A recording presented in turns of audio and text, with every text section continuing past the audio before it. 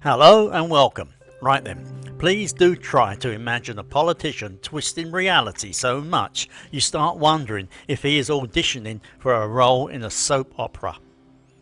Welcome to Sir Keir Starmer's Britain, where promises meet potholes and truth plays hide and seek. Pull up a chair, because I am a grumpy old Englishman living in sunny Thailand, here to spill the political tea, complete with twists, turns and a splash of sarcasm. Spoiler, it is anything but dull. Moreover, trust me, you will want to hear the bit about spies and cover-ups, because it is a right racket. Now, about this Starmer chap. He strode into office in 2024, declaring he would bring a politics that treads lightly on our lives. Sounds sweet, like a gentle rain on your garden. However, what did the Brits get instead?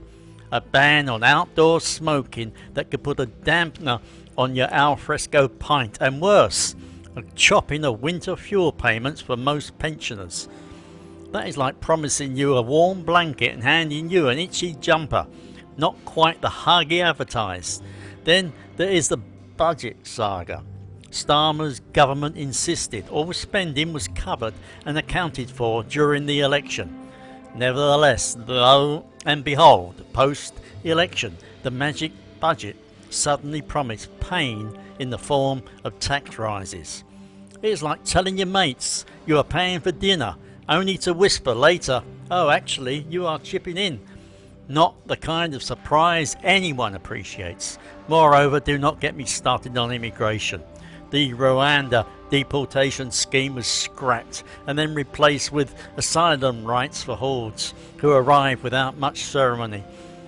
Starmer's gentle politics does not seem to stretch well over borders.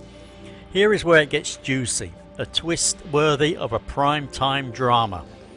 Remember when Starmer was head of the Public Prosecution Service? People have accused him of ignoring historical child exploitation cases, a shadow that refuses to lift.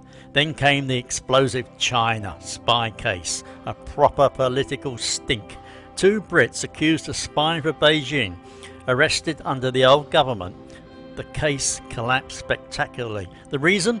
The Labour government allegedly failed to provide evidence that China was a national security threat at the time these spies were active. Critics say Starmer's team dropped the ball to keep relations sweet with China, with some calling it a cover-up straight out of a spy novel. The Conservatives, led by Kimi Bekanoff, are on Starmer's case. She demands clarity and honesty after the embarrassing botched prosecution. The Prime Minister, however, points the finger back at the Tories, saying they never designated China as a threat during the relevant period.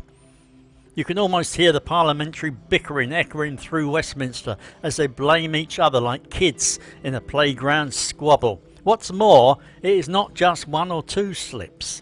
Ministers have been caught trying to hide or block the publication of their financial interest forms.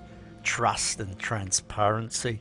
They seem about as scarce as decent English sunshine in October. Starmer's leadership has been rocked further by revolts within his own party, with MPs gutted a bill to cut sickness and disability benefits, leaving the PM looking more like a headless chicken than a political leader. Yet, even in the thick of this mess, Starmer can deliver a theatrical pearl.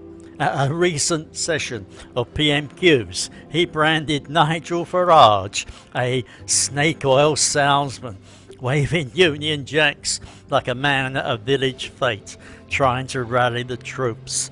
Starmer's political drama has more plot twists than a gripping British detective series, and I would be lying if I said I was not entertained from afar. Therefore, from this dusty corner of Thailand, the story looks like this. Starmer promised a tidy, honest government, but stumbled on promises and truths with a whiff of smoke from hidden agendas and political games.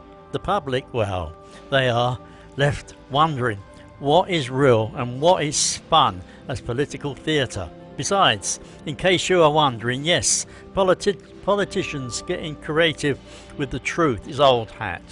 But when voters smell the difference, that is when democracy gets a bit wobbly. If you have enjoyed this peek behind the curtains, why not leave a comment below? Tell us what you think of Starmer's truth troubles. Agree, disagree, or just want to say hi from wherever you are? Let us get the conversation going. On top of that, do not forget to like and share if you want more grumpy musings from this old expat. Take care and goodbye from Thailand.